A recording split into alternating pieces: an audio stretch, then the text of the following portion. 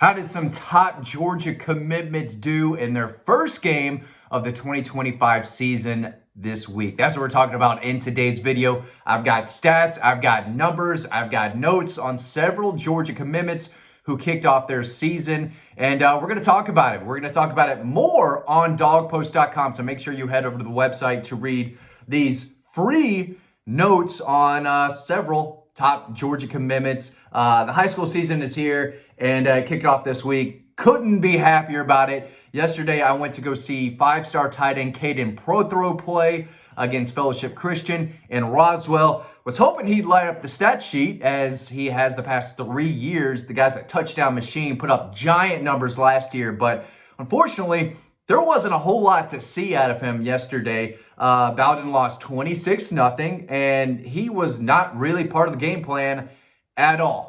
They threw it to him twice the entire game. He caught both passes, so by my count, he had 2 catches for maybe 12 yards.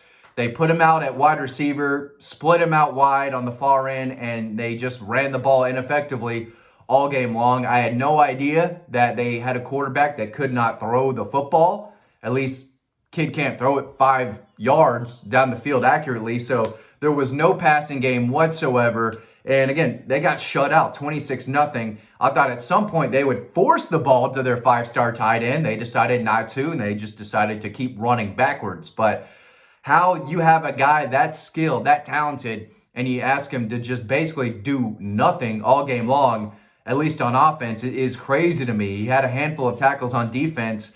Wasn't all that pretty. He's not a natural defender by any means. He is a tight end, wide receiver, pass catcher.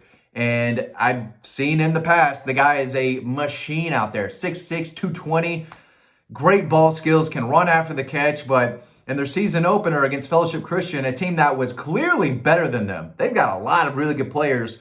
And again, they won 26-0 over a Bowden team that has, coming off 3 state championships, with a big-time player like Kaden Prothrow, and they threw it to him twice in the first half. 2 bubble screens, and then asked him to block the entire game. And they didn't even run behind him. It was crazy. So went out there hoping to get some clips. Nothing would have made me happier than to have clips of him dominating, rolling over the screen. So you're not looking at this, but I have nothing to show for you because they didn't use him. It's still crazy to me. Number 3 tight end prospect in the country, 5-star, top 35 prospect in the nation, and Bowden just decided not to use him. And maybe it's because they don't have a quarterback. I think that's a lot of it, but just wasn't what I was expecting. I was hoping to see him play with some more fire, passion, and energy. He is a very kind of reserved, quiet guy. I was hoping when they got down 14-0, 20-0, that he'd get in his guy's face a little bit. I wanted to see some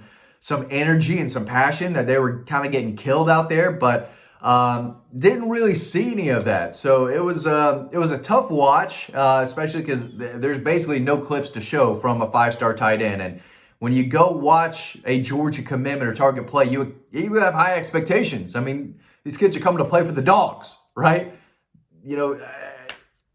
Georgia recruits the best of the best. So when you watch them, you go out on Friday nights, you expect a big performance. Didn't get that from Kaden Prothrow. Still a really good player. Size, talent, ball skills.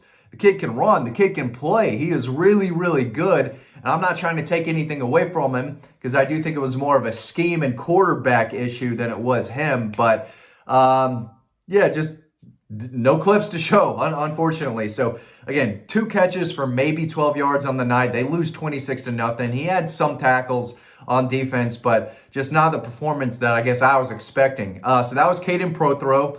4-star safety Zachariah Ford plays at IMG Academy. Tough, intimidating, physical safety who can really tackle. He made several plays. He told me he had a forced fumble, a fumble recovery, and an interception for IMG Academy. He's one of the captains over there, a guy who locked on to Georgia early, shut down his recruitment. Can't wait to be a Bulldog. This is someone who is going to really help against the run, but can obviously make plays in the passing game as well. Good instincts, toughness, gritty player who loves contact. So he had a nice game. Tyreek Green for Buford High School. They played Milton on Thursday night. He was active all over the place. The guy barely left the field. He's a 4-star safety committed to Georgia, but he played offense. can catch the ball. I just love the way he plays. He does play with fire, passion, aggression, and energy. A guy with a nose for the football, loves contact. He was delivering some big hits out there, some big tackles, ran the ball well, had an early touchdown run. But a guy who just loves the game. He is a gamer and just finds his way to the ball on defense, is an active runner who can make guys miss on offense. So this is a guy who doesn't leave the field very often. He's a three-way player for Buford. Kirby Smart loves the kid and the way he plays. If you can hear my daughter on her monitor, I apologize. She's supposed to be taking a nap. She said, naps are for losers. Sorry, Dad, I know you're trying to work, but I'm going to scream and cry. But we'll see. I think she might go down in just a second. I hope so, or at least my wife can come grab her. I lost my train of thought for a second. Tyreek Green, I thought had a really nice game against Milton. That guy's a dog, and he plays like it. Graham Houston played right tackle for Buford in that game. It looks like he'll play guard in Athens. But I thought he held his own. It was tough to watch the offensive linemen closely. There was so much going on. A lot of good players everywhere. I was trying to focus on Tyreek Green when he was on offense. But Graham Houston, Georgia's 4-star offensive line commitment, will likely play inside. He played right tackle for Buford and held his own. And I think he played fine against a really tough Milton defense. And wide receiver, Craig Dandridge Jr., a guy I love. I told y'all before he got that ranking boost that he was better than where he was ranked by these other outlets. I think one of them moved him up in a big way. Maybe they watch these videos. That would not surprise me, but the kid's a baller. Anyway, Cambridge won 45-0 over Pope. Craig Dandridge had 2 catches for 64 yards and 1 touchdown, and a 49-yarder in double coverage.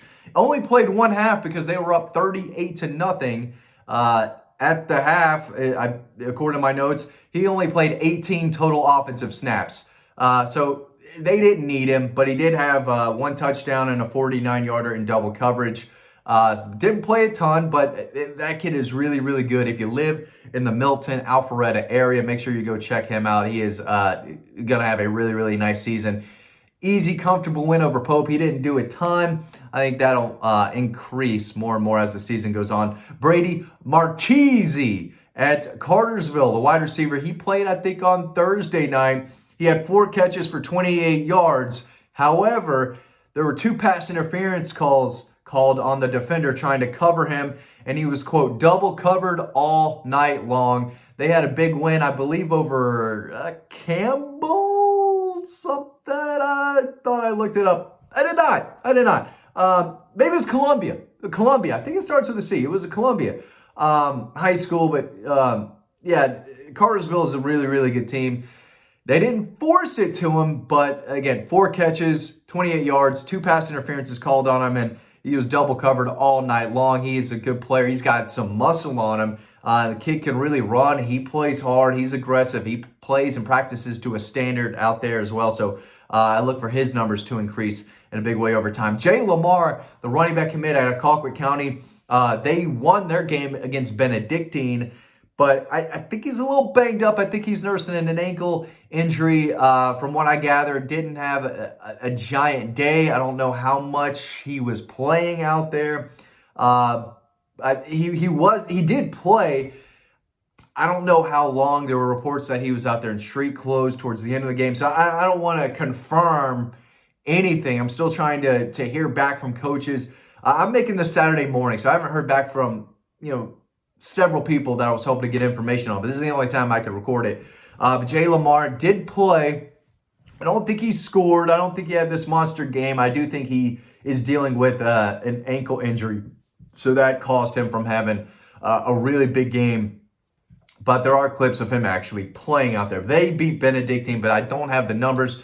I don't know how many numbers he put up. But at the end of the day, Kaden Prothrow is who I saw, was expecting a big night, and they only threw it to him 2 times. I'm not salty at all about driving all the way down there to watch absolutely nothing. Kid's a really good player. He is a good player. I'm not trying to take anything away from him. I'm just telling you what I saw, and I'm just being real and sharing the reality of what happened, and that's they only threw to him 2 times. And he got maybe 12 yards, and they lost 26-0 because they don't have a quarterback. This is how it is. So we'll see if his targets increase over time. If they don't get another quarterback, they may not. But yeah, not much to report from five-star Kaden Prothrow. Good player. I want to make that clear. I think the guy could have a very, very good career in Athens, but wasn't able to do much in week 1. So you can read more about this, and I'm hoping to have other statistics and more notes coming in as I reach out to sources. You can read all about that and more over on dogpost.com. Thanks for watching. Hope you learned something. Not a great video, not a ton to talk about, but I appreciate you staying with me. And again, you can read more about this over on dogpost.com. Thanks for watching. Hope you learned something. I'll see you on the next video.